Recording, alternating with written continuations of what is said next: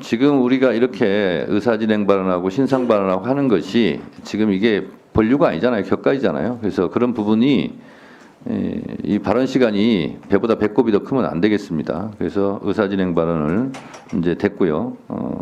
질의를 계속하겠습니다. 조진 의원님 질의하세요. 저는 이 국민들이 지켜보시는 가운데 이 민주당의 오만이 저는 진짜로 도를 넘어섰다라고 생각합니다. 지금 아무 근거 없이 지금 면책특권 인정된다라고 해서 공범이라는 소리 함부로 하시는데 그런 논리대로라면 그날 계엄 해제에 했을 때 현장에 없었던 민주당 의원들도 다 공범입니까? 그리고 그 당시에 의사 일정은 분명히 국회의장과 협의가 됐던 부분입니다. 그런 논리대로라면은 뭐 북한에 800만 불 보낼 때 그 내용과 관련해서도 그걸 동조하고 있고 그걸 옹호하고 있는 민주당 의원님들도 다 공범입니까? 이런 식으로 지금 국정을 혼란에 막고 안정을 시켜야 될 시기에 오히려 무분별한 의혹 제기를 하는 것에 대해서는 굉장히 유감을 표하고요. 면책특권 없는 자리에서 그런 말씀 한 번 더 해봐 주셨으면 좋겠습니다. 그리고 국무위원들과 관련해서도 윤석열 대통령 탄핵소추안에 보면은 국무회의 제대로 열지 않았다라고 하면서 또 국무위원들에 대해서는 왜 그걸 막지 못한다는 식으로 해서 뭐 단체로 사과를 시키고 탄핵소추하겠다고 또 겁박을 합니다. 근데 지금 현재 있는 국무위원들은 현재 우리나라를 안정시키기 위해서 불철주야 일을 해야 되는 사람들이에요.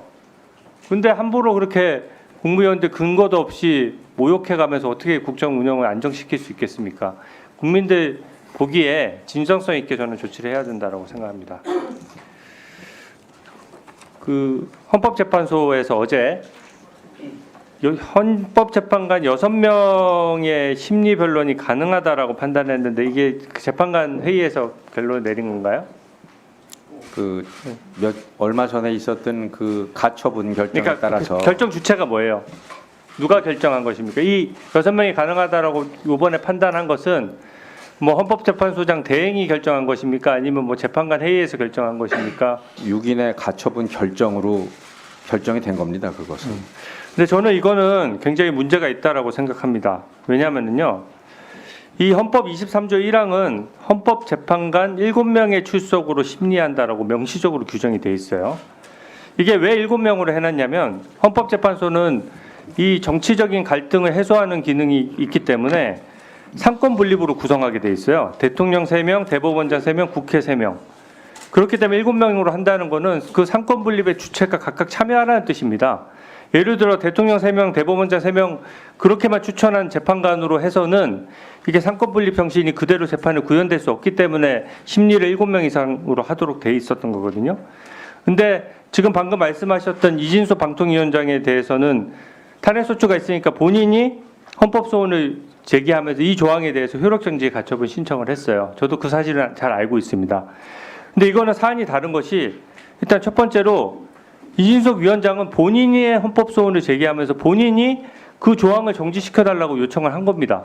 왜냐하면 본인이 봤을 때는 이 재판에 그 여러 명, 9명에서 재판을 받을 권리보다 재판이 지연되는 게 본인한테 더 불이익하다고 본 거예요.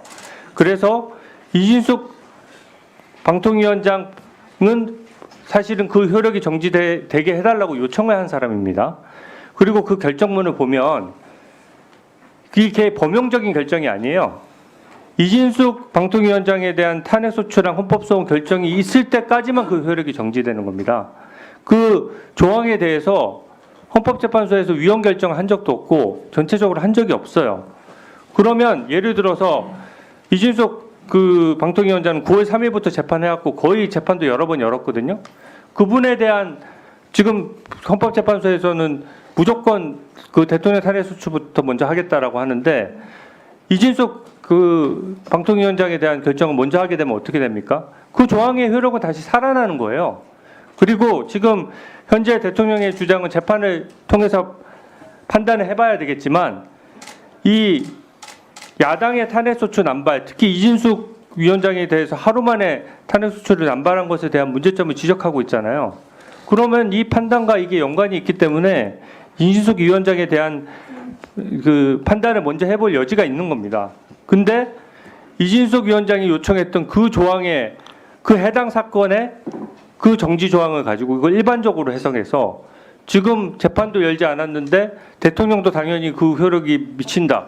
대통령에 대한 탄핵 소추에 대한 효력이 미친다라고 하는 거는 저는 법리적으로 잘 수긍이 안 됩니다.